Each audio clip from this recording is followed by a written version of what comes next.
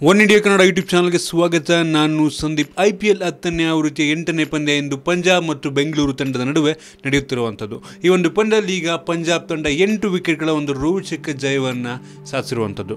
Toss ಅನ್ನ ಗೆದ್ದು ಮೊದಲು ಬ್ಯಾಟ್ ಮಾಡಿದಂತಹ ಬೆಂಗಳೂರು ತಂಡ ಕೇವಲ 148 ರನ್ಗಳನ್ನು ಬಾರಿಸಿ 4 ವಿಕೆಟ್ನ ಕಳ್ಕೊಳ್ಳುತ್ತೆ. ಬೆಂಗಳೂರಿನ ಪರ AB ಡಿವಿಲಿಯರ್ಸ್ ಅವರು 9 ಸಿಕ್ಸ್ ಮತ್ತು 3 4ಗಳ ನೆರವಿನೊಂದಿಗೆ 89 ರನ್ಗಳನ್ನು ಬಾರಿಸಿದ್ದು ಬಿಟ್ರೆ ಬೇರೆ ಯಾವ ಆಟಗಾರರು ಕೂಡ ಅಂತ ರೋಚಕ ಪ್ರದರ್ಶನವನ್ನ ತೋರಿಸಲ್ಲ. ಪಂಜಾಬ್ ಪರ ಬೌಲಿಂಗ್ ನಲ್ಲಿ ವರುಣ್ ನರ್ ಅವರು 2 ವಿಕೆಟ್ ಅನ್ನ ತಗೊಂಡ್ರೆ ಸಂದೀಪ್ ಶರ್ಮಾ ಮತ್ತು ಅಕ್ಷರ್ ಪಟೇಲ್ ಅವರು ತಲಾ 1 ವಿಕೆಟ್ ನ ಪಡ್ಕೋತಾರೆ. ಈ ಒಂದು 148 ರನ್ಗಳ ಒಂದು ಸಣ್ಣ ಟಾರ್ಗೆಟ್ ಅನ್ನ ಬೆನ್ನತ್ತಿದಂತ ಪಂಜಾಬ್ ತಂಡ ಇನ್ನು 8 ವಿಕೆಟ್ ಇರುವಂತೆಯೇ 150 ರನ್ಗಳನ್ನ ಬಾರಿಸಿ ರೋಚಕ ಜಯವನ್ನ ಸಾಧಿಸುತ್ತೆ. ಪಂಜಾಬ್ ತಂಡದ ಪರ ಆಶಿಮ್ ಆಮ್ಲಾ ಅವರು 3 ಸಿಕ್ಸ್ಗಳ ನೆರವಿನೊಂದಿಗೆ 58 ರನ್ಗಳನ್ನ ಬಾರಿಸಿದ್ರೆ 4 ಸಿಕ್ಸ್ಗಳ ನೆರವಿನೊಂದಿಗೆ ಗ್ಲೇನ್ ಮ್ಯಾಕ್ಸ್ವೆಲ್ ಅವರು 43 ರನ್ಗಳನ್ನ ಬಾರಿಸ್ತಾರೆ. ಈ ಮೂಲಕ ಇನ್ನು 5 ಓವರ್ ಇರುವಂತೆಯೇ ಈ ಇಬ್ಬರು ಬ್ಯಾಟ್ಸ್ಮನ್ಗಳು ಈ ಒಂದು ಟಾರ್ಗೆಟ್ ಅನ್ನ ಚೇಸ್ ಮಾಡ್ತಾರೆ. ಇನ್ನು ಬೆಂಗಳೂರಿನ ಬೌಲಿಂಗ್ ಅನ್ನ ನೋಡೋದಾದ್ರೆ ಟೈಮಲ್ ಮಿಲ್ಸ್ ಮತ್ತು ಚಾಹಲ್ ಅವರು ತಲಾ 1 ವಿಕೆಟ್ ಅನ್ನ ಪಡ್ಕೊಂಡಿದ್ ಬಿಟ್ರೆ ಬೇರೆ ಯಾವ ಬೌಲರ್ಗಳು ಕೂಡ ಅಂತ ಒಂದು ಪರಿಣಾಮಕಾರಿ ಬೌಲಿಂಗ್ ಪ್ರದರ್ಶನವನ್ನ ತೋರಿಸಲ್ಲ. ಈ ಮೂಲಕ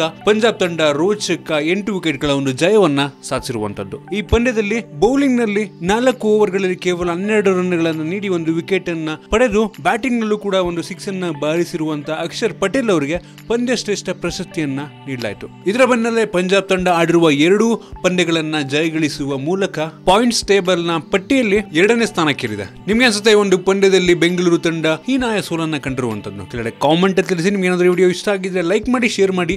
ಇದೇ ರೀತಿ ನಮ್ಮ ಬೇರೆ ಬೇರೆ ವಿಡಿಯೋಗಳಿಗೆ ಒನ್ ಇಂಡಿಯಾ ಕನ್ನಡ ಯೂಟ್ಯೂಬ್ ಚಾನಲ್ಗೆ ಸಬ್ಸ್ಕ್ರೈಬ್ ಮಾಡಿ. ಧನ್ಯವಾದ.